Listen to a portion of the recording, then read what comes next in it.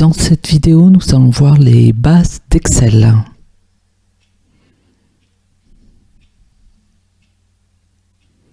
Alors, je vais commencer par la description de l'environnement.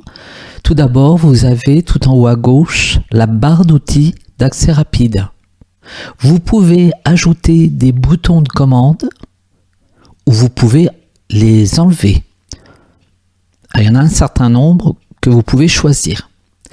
Alors, vous pouvez afficher cette barre en dessous du ruban ou au-dessus du ruban. Dans le milieu, vous avez la barre de titre.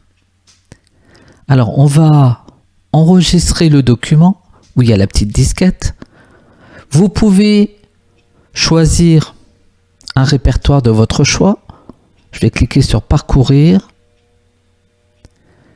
Et là, vous allez pouvoir entrer un nom. Alors, bien sûr, vous choisissez un dossier. Voilà, et vous allez rentrer un nom. Alors, bien sûr, vous pouvez ranger vos exercices en fonction des niveaux. Donc, vous pouvez faire des dossiers.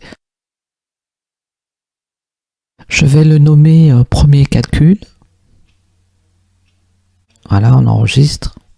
Là, vous avez la barre de titre avec l'extension XLSX. Vous avez votre nom, vous êtes connecté. Et vous avez des options pour le ruban. Vous pouvez tout masquer. Donc, ou afficher les onglets. Donc, les onglets, ils sont là. Dès que vous cliquez dessus, vous avez le ruban qui apparaît en dessous et vous pouvez afficher les onglets et les commandes, donc l'ensemble. Là, vous avez tout. Vous avez aussi un bouton pour réduire votre fenêtre. Alors, vous pouvez la repousser vers le haut, elle va se réadapter. Vous pouvez faire aussi un double clic. Vous verrez que ça la réduit. Le double clic sert à agrandir la fenêtre ou la réduire. Alors, vous avez aussi la croix pour fermer le document ou la fenêtre. Alors, ici, vous êtes dans une cellule. Vous pouvez donc saisir du texte et vous vous déplacez avec la touche tabulation pour aller à droite. Entrée pour descendre, aller en dessous. Tabulation pour aller vers la droite. Donc, entrée.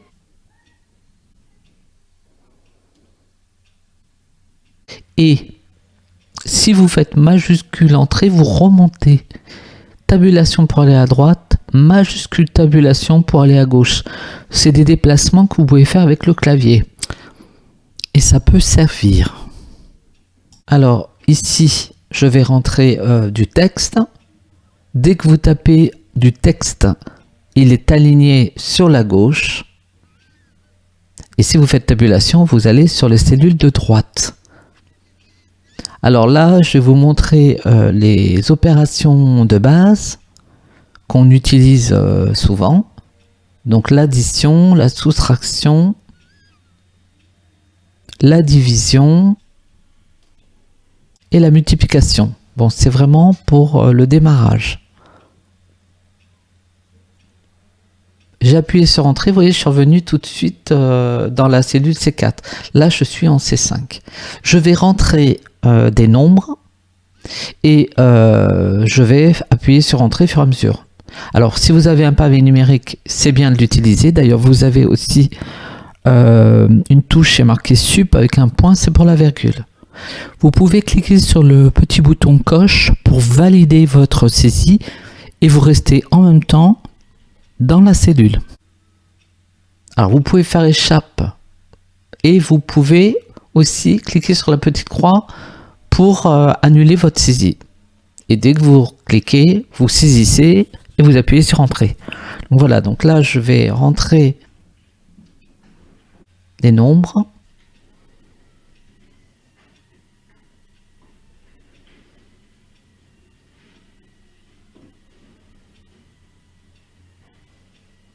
Et une fois que c'est terminé, on va passer aux autres colonnes. Alors là, je vais faire une présélection, c'est-à-dire que je vais sélectionner des plages de cellules avec CTRL enfoncé.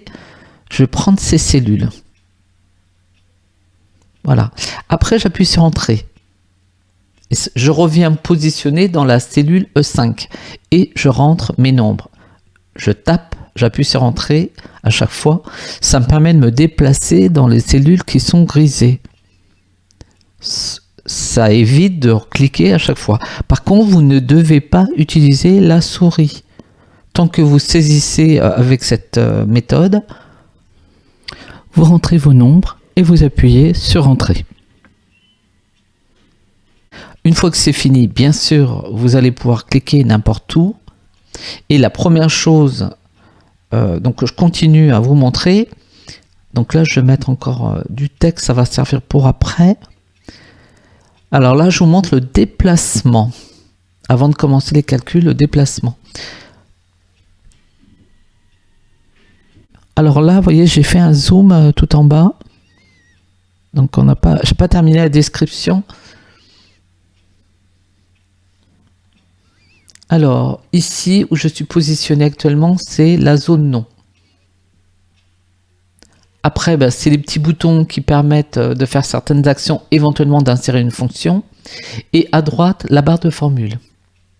Ici, voilà, la barre de formule, on voit le nom qui a été saisi. La barre de formule est extensible. Et vous avez un petit bouton pour la remonter automatiquement. Là, je vous montre comment sélectionner des colonnes. On clique sur les lettres. Et si vous faites CTRL flèche vers la droite 2 fois, ici, vous aurez vos colonnes, 16 384 colonnes. Là, je vous montre une sélection de lignes. Si je fais CTRL flèche vers le bas, je me retrouve tout en bas avec plus d'1 million de lignes. Si vous faites CTRL fin ou CTRL début, vous allez vous déplacer. CTRL début, je reviens tout en haut, dans la cellule A1. CTRL fin, je reviens à la fin de mon document. Il se positionne normalement dans la dernière cellule par rapport à votre travail. Donc CTRL début, CTRL fin qui peut être utile. En bas, je vous montre les feuilles de calcul. Vous avez 2 feuilles. Vous pouvez, en cliquant sur le plus, rajouter une feuille supplémentaire. Vous pouvez la faire glisser en mettant la souris sur l'onglet où il est marqué feuille. Voilà. Et en dessous, ça s'appelle la barre d'état. Il est marqué prêt là. Voilà. Et à droite, vous allez avoir 3 modes. Vous avez le mode normal dans lequel on est par défaut. Ici, c'est le mode d'affichage. Le mode mise en page, où là, vous voyez vos pages. Et à la fin, vous avez aperçu des sauts de pages. Ça, c'est pour faire des coupures dans le document. Voilà. Bien sûr, vous pouvez zoomer dans n'importe quel mode. Ça peut être pratique.